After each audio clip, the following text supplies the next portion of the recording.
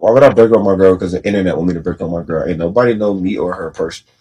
Then it's draining because everybody's always got something to say. Like, bro, just leave me alone. In a media landscape where athletes are often scrutinized for scandalous behavior, infidelity, child support drama, reckless spending, Travis Hunter's personal life should be a refreshing change. Yet, despite being a young, respectful, college-educated athlete in a committed relationship, Hunter and his wife have faced relentless criticism online. Much of this negativity stems from assumptions made about his wife's appearance and motives, as well as society's discomfort when a young black man, especially a dark-skinned one, appears devoted to a lighter-skinned or mixed-race woman. These criticisms reflect deeper cultural anxieties about colorism, featurism, respectability, and what Black love should look like. This isn't just a celebrity issue, it's a pervasive reality for many. I will call a guy from my high school, I'll call him T. T was very dark skinned and often wore all black. In fact, the shiniest part of him, other than his bright personality, was his braces. Despite his kind nature, classmates frequently teased his skin complexion. I thought he was very handsome and kind, and we eventually exchanged numbers. He confided in me that his family had faced homelessness, a burden unimaginable for a high schooler. Yet he showed up every day in his JROTC uniform, was unfailingly prompt to class, and maintained an impressive composure.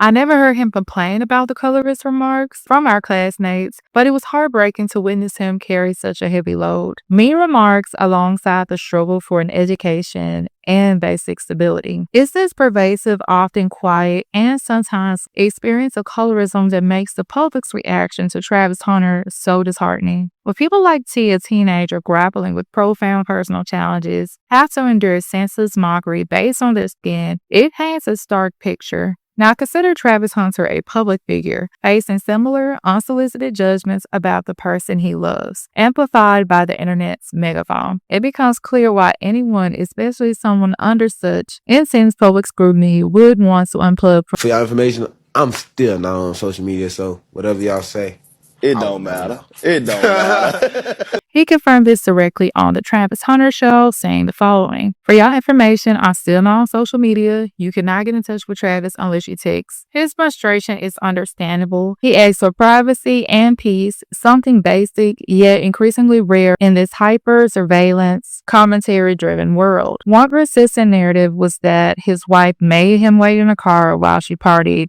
This story has been distorted and misrepresented. What actually happened was a mutual Q&A video where she candidly shared that Travis wasn't her type at first and basically that they had different interests. People took that clip and ran with it, using it to paint her as manipulative or disingenuous. But saying someone wasn't your initial type doesn't mean they're unattractive or unworthy of love. It's a reflection of how human connections develop. She didn't call him ugly, y'all did. She didn't imply he was unlovable, you assumed that. She didn't say she forced him to do anything. That's your narrative. Another recurring accusation is that she's a gold digger. Why? Because she's conventionally attractive, lighter skin, and mixed race. There's a long-standing stereotype that such women are manipulative or vain, especially when they date darker skinned men. These suspicions didn't come from anything she said or did per se, but from the way she looks. It's projection rooted in misogyny and internalized stereotypes. Meanwhile, Travis is seen by some as too dark, too naive, or not good looking enough to be with someone like her. Scholar Ellis Monk's research helps explain this. While racism affects all people of color, darker-skinned individuals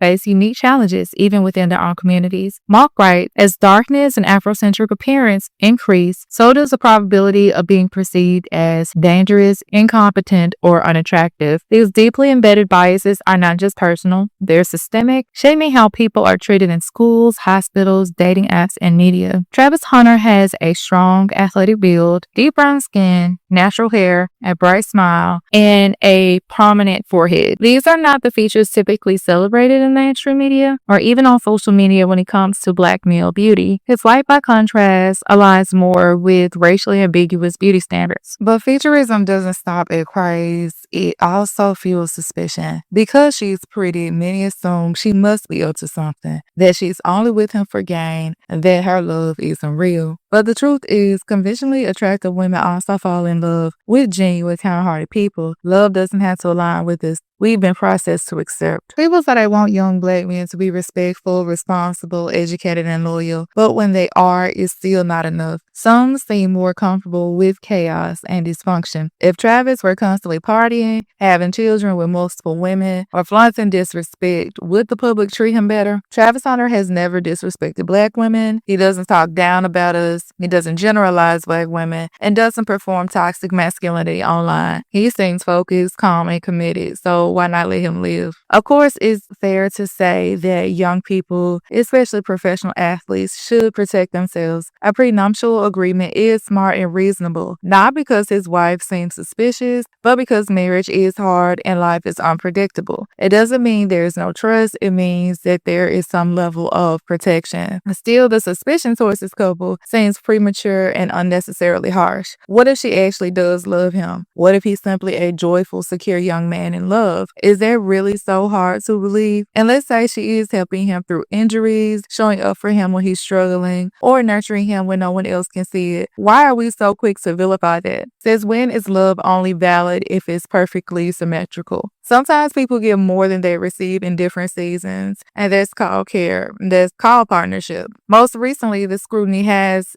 reached an unsettling new low. A photo of Travis Hunter's father was circulated online with people comparing their appearances and speculating about Hunter's parentage. The commentary turned colorist, with many saying his father isn't dark-skinned and implying Travis must have gotten his looks from his mother or worse, from an affair. These comments are deeply intrusive and offensive, and they reduce black identity to skin tone and weaponize featurism to question family legitimacy. This is why colorism and featurism are so dangerous. They don't just affect how we view beauty, they affect how we view humanity, family, and worth. Travis Hunter isn't perfect, but he isn't problematic either. He's a young man doing what many people claim they want to see, focused on his education, his career, and building a meaningful relationship. His love story may or may not last, but it deserves respect, not ridicule. Let's stop projecting our biases, insecurities, and colorist hangups onto this couple. Let's stop calling love suspicious when it doesn't fit our aesthetics. Sometimes it's not that deep. Sometimes it's a young man just falling in love, and that should be enough. What are your thoughts? Let me know down below, and thank you for listening to Books and Looks TV. I'll see y'all next time. This whole discourse around Travis Hunter and his fiance is so weird to me because some of the opinions I'm seeing, I'm just like, what y'all on about? Because the way some of these men are speaking, you would think that they are Travis's bro, cousin, family,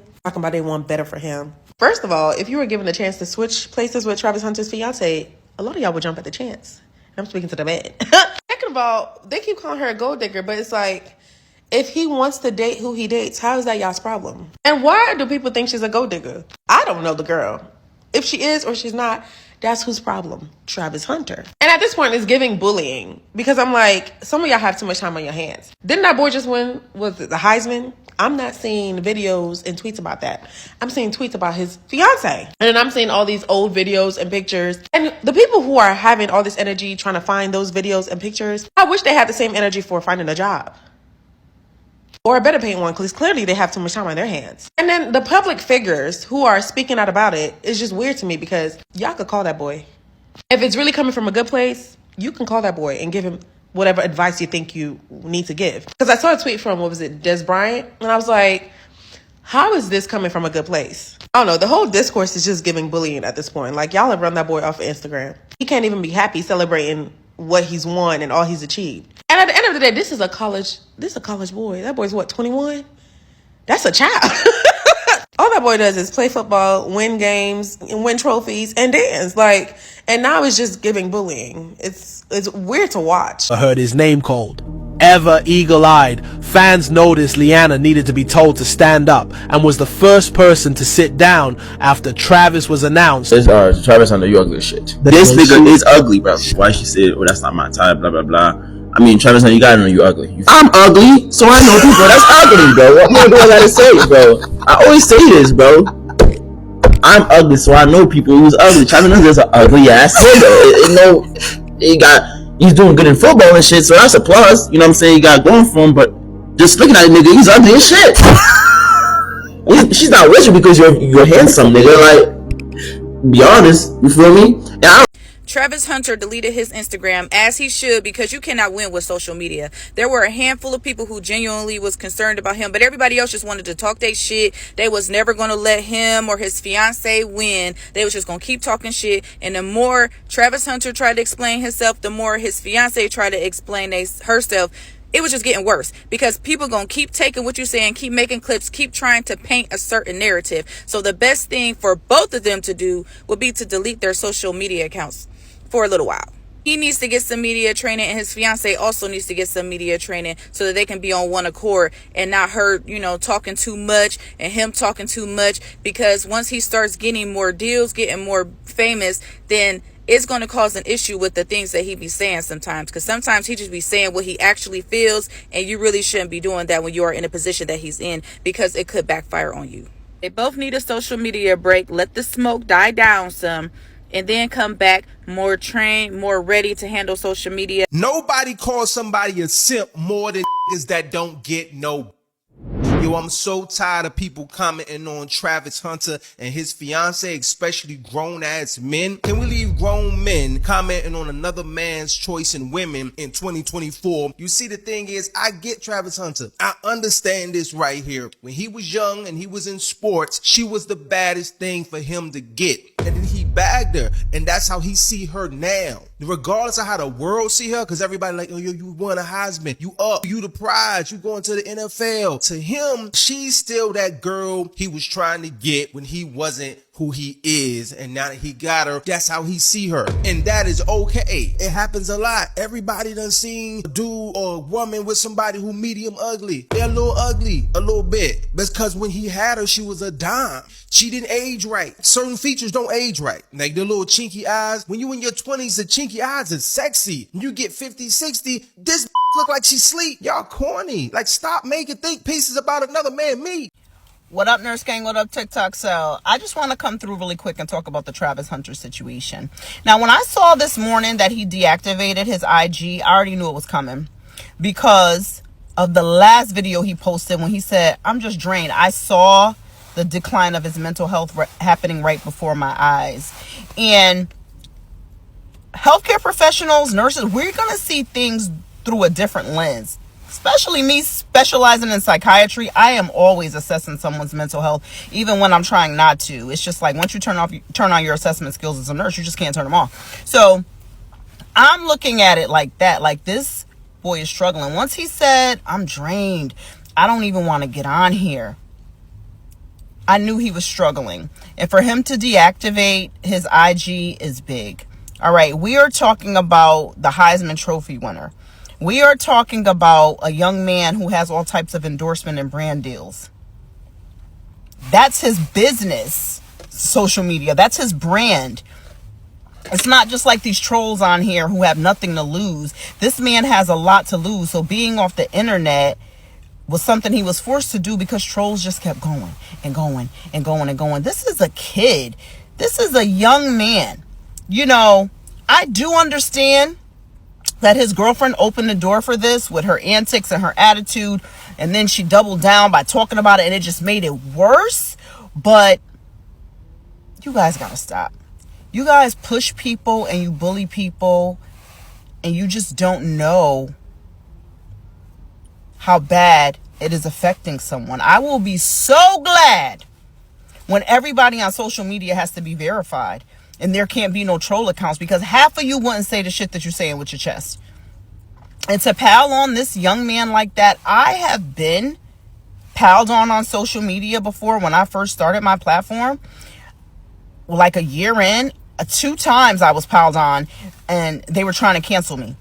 And I'm not even a minuscule bigger creator as Travis Hunter is.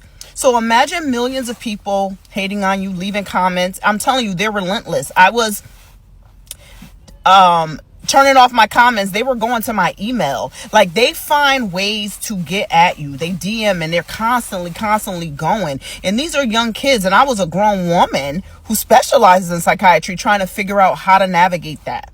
And that's why when I say I do not play on social media, I will block anyone. I will block anyone off social media. Even if you make a serious statement on a funny post, I block you.